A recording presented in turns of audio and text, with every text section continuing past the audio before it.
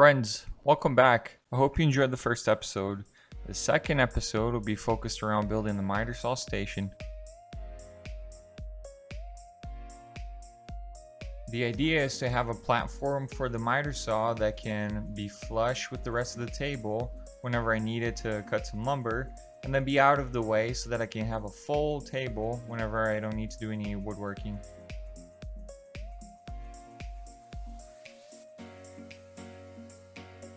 That miter saw is pretty heavy, so I figured I'd reinforce the plywood sheet that it's going to sit on top of. I have these 1x4s that were laying around.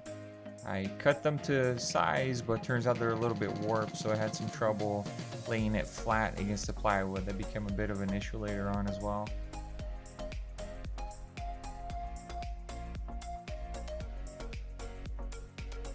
There was a whole lot of measuring and remeasuring that I left off camera. It was really important for me for the top of the miter saw where the wood rests to be flush against the entire table. That would allow me to lay a 2x4, 1x4, whatever, flat against the entire table and have it fully supported on every single point.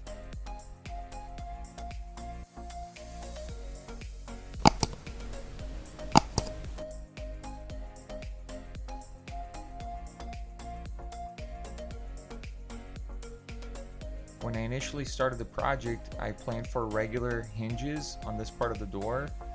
When I installed the regular hinges, I saw that there was a hinge part sticking out a little bit, and I became a little OCD and I wanted something more like a cabinet, and that's why you saw me drilling out the excess amount of material on the shoulder of the table. That's to allow the cabinet style hinges that you can't really see from the outside.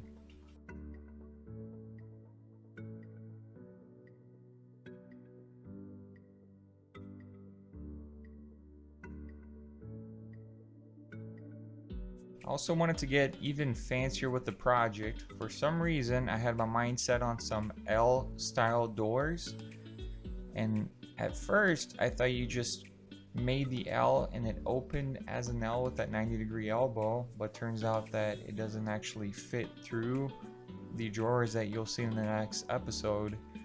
So I had to figure out what is a good way to get that L portion out of the way. Found these hinges at Menards, and they actually open up all the way out before you even open the main door, and that all allows for the extra clearance for you to be able to swing the entire thing upwards and still retain that L type of appearance whenever it's closed.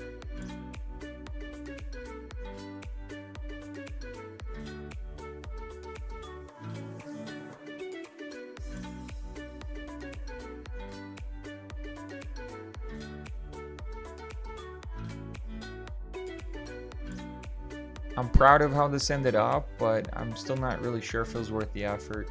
I could have just gone with regular hinges. I could have just gone with a regular tabletop. It would have been 100% functional, and it would have been standard. Nobody would have noticed because it's the garage. Garage isn't even finished yet, but sometimes I get a little greedy with these types of projects and I decide to go all out, and that's what you see happen here.